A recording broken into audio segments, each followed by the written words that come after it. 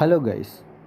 അപ്പോൾ ഞാനും കൺമണിയും കൂടി രാവിലെ തന്നെ വള്ളത്തിൽ കയറി ഒരു യാത്ര പോവുകയാണ്. വേറെ എങ്ങോട്ടും അല്ല, നമ്മുടെ ഓപ്പോസിറ്റ് ഒരു ആമ്പൽപ്പാടമുണ്ട്, അങ്ങോട്ടേക്ക് പോവുകയാണ്. അപ്പോൾ കഴിഞ്ഞ തവണ ഞാൻ വീട്ടിൽ വന്നപ്പോൾ അവളോട് പറഞ്ഞതാണ് നമുക്ക് അവിടം വരെ ഒന്ന് പോകണമെന്ന്. പക്ഷേ അന്ന് പോകാൻ പറ്റിയില്ല.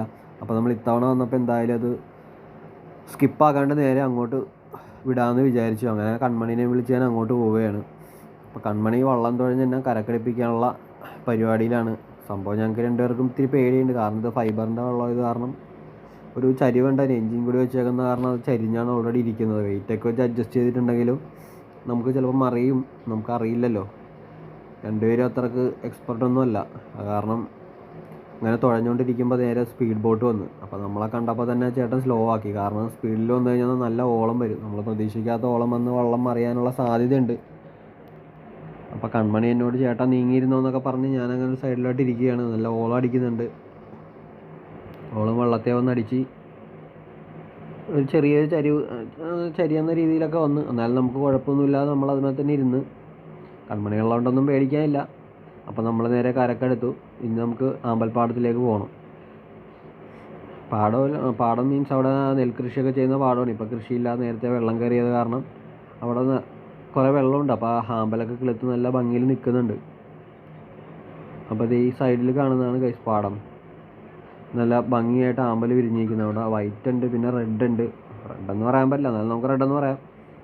അപ്പോൾ ഇത് കുറേ ഉണ്ട്. നമുക്ക് അങ്ങനത്തെ ഇറങ്ങി പറിക്കണമെന്നാണ് നമ്മൾ വിചാരിച്ചത്. പക്ഷേ അവിടെ ചെളിയാണ്. അങ്ങോട്ട് ഇറങ്ങിയപ്പോൾ കാല് കൊണ്ടുപോയി. പിന്നെ പോണ വഴിക്ക് ഒരു കുഴി ഉണ്ടായിരുന്നു. കൺമണി അത് കണ്ടില്ല. ബാക്കിൽ വന്നാൽ ഞാൻ ആ കുഴിയിലൊക്കെ ഒന്ന് വീണായിരുന്നു. എൻ്റെ ഒരു കാല് ശരിക്കും കുഴിയിൽ ഇറങ്ങിപ്പോയി. ഇതാ നമ്മുടെ മിനിയമ്മയാണ് അവിടെ നിന്ന് തുണി അലക്കുന്നത്. അപ്പോൾ എല്ലാം കഴിഞ്ഞ് ഞങ്ങൾ നേരെ വള്ളത്തേക്ക് കയറി തിരിച്ചു പോകാനുള്ള പരിപാടിയാണ്. ഇത്തവണ ബോട്ടൊന്നും വരില്ല എന്ന് പ്രാർത്ഥിച്ച് നമ്മൾ നേരെ വള്ളം എടുത്ത് തുഴഞ്ഞങ്ങോട്ട് പോവുകയാണ്. അപ്പോൾ ഓപ്പോസിറ്റ് സൈഡിൽ തുഴയണ കാരണം കൺമണിക്ക് ആകെ ക്ഷീണമാണ്. അങ്ങോട്ട് പവർ കിട്ടുന്നില്ല എന്നാണ് പറയുന്നത് തുഴയാനായിട്ട്. ഇങ്ങനെ ആഞ്ഞ് തുഴഞ്ഞ് എന്നെ കരക്കടുപ്പിക്കാനുള്ള പരിപാടിയിലാണ് കൺമണി. നന്നായിട്ട് തുഴയുന്നുണ്ട് ആൾ. നമ്മുടെ പുന്നമടയിൽ ആ തുഴച്ചിൽ പോലും ഞാൻ ഇങ്ങനൊരു തുഴ കണ്ടിട്ടില്ല. ആ തുഴ കറക്കുന്ന രീതിയൊക്കെ കാണണം ഗൈസ്, വേറെ ലെവലാണ്.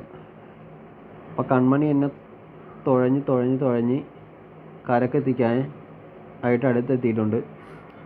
അപ്പോൾ ഞാൻ അവളോട് പറയായിരുന്നു പതുക്കെ ഇപ്പോൾ വള്ളം ഇടിക്കുമെന്ന്. അപ്പോൾ എനിക്കെല്ലാം അറിയാം, ചേട്ടനവിടെ മിണ്ടാതിരുന്നാൽ മതി എന്നും പറഞ്ഞ് അവളെന്നെ കരക്കടിപ്പിച്ചു ഗൈസ്.